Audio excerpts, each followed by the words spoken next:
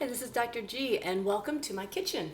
I've decided to film this video today to reply to some of the emails and questions I've been asked on Facebook as well, to give you a better idea about how I managed to incorporate healthy plant-based foods into my diet without it being a boring thing like, sitting and eating carrot sticks all day. So let me show you around the kitchen a little bit and show you some of the things that I use and some of the things that I do to make it a little easier to eat the right way. So come on over this way. Now these are my tools. I love eating fresh, raw vegan food. And the reason I like to do that is you're never going to get the amount of vitamins and minerals and antioxidants from cooked food that you can get from raw food.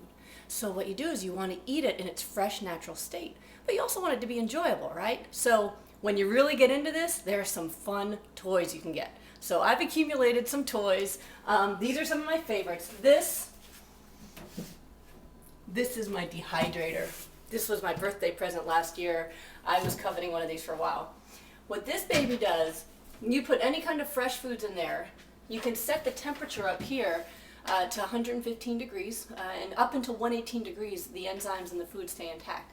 So you set it for that temperature, let it go for a day, and it will take the water out of your food. So let's say you buy a bunch of strawberries or bananas, or you want to make fresh fruit roll-ups at home. All of those kind of things you can do here, and that way if you buy a lot of produce, you don't have to worry about it going bad. You can just save it in your dehydrator. The other thing this is great for is making other really fun raw vegan foods, like pizza dough made out of flaxseed that you can make by yourself here in the dehydrator.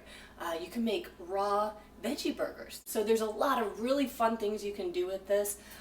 It's one of my favorite toys. This one is an Excalibur. I got the big one. I got it because I was really excited, and the first time I started using it, I had something on every tray. I think for most families, 5 trays is plenty. I think nowadays I don't use more than 5 trays at a time. And it doesn't use a lot of energy. You can let it go and leave the house and come back and things are ready for you. So that's something that's for people who are really ready to commit to some raw foods. You can dehydrate things very carefully in your oven if you're very carefully monitoring the temperature. So if you want to experiment that way, I suggest you try it. The thing that's really important to have in a kitchen where you're going to be preparing a lot of raw foods is a food processor. And I just have a small Cuisinart here that I really like a lot. Makes a couple cups at a time. Chopping and blending is a big part of this, because you're blending flavors together, not by cooking them together, but by mixing them together. So you want to be able to chop things easily. So this is something that you really can't live without, and I think most people have one in their kitchen.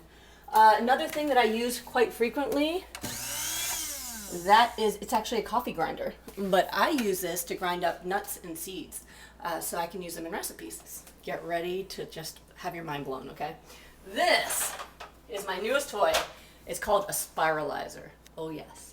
So what a Spiralizer does, you take any, mostly tubular, but any large vegetable, you place it in here, and you turn this little nozzle, and the food comes out the other side in different shapes. So one shape that I use this for is to make spaghetti out of zucchini. And you might have seen my pictures up online on Facebook before of my zucchini pasta. All I do is stick the zucchini here, turn it, takes about 30 seconds, and pasta-shaped food comes out, and I just pour fresh raw tomato sauce that I make right there in the blender right on top. I have a delicious dinner in 5 minutes, packed with vitamins and minerals, no cooking time. You can make raw onion rings that'll come out in really cool spiral form. You can make a lot of different things. There actually is a tray here that has different size blades. As you can see here is my selections of nuts and seeds. With experience, I've come to realize the things that I tend to use often. And what I did was I got containers to keep them fresh. This has my sunflower seeds in them.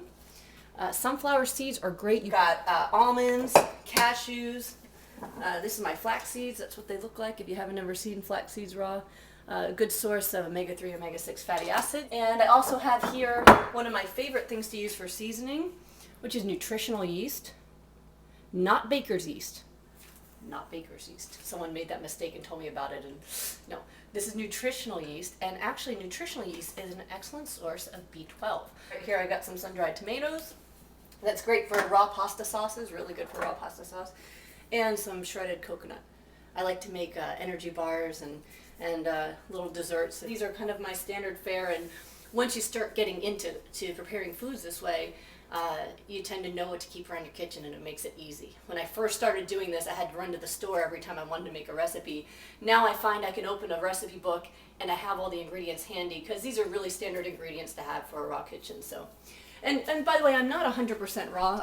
I think at this point I'm 70 to 80% raw. The majority of the food that goes into my body is raw plants.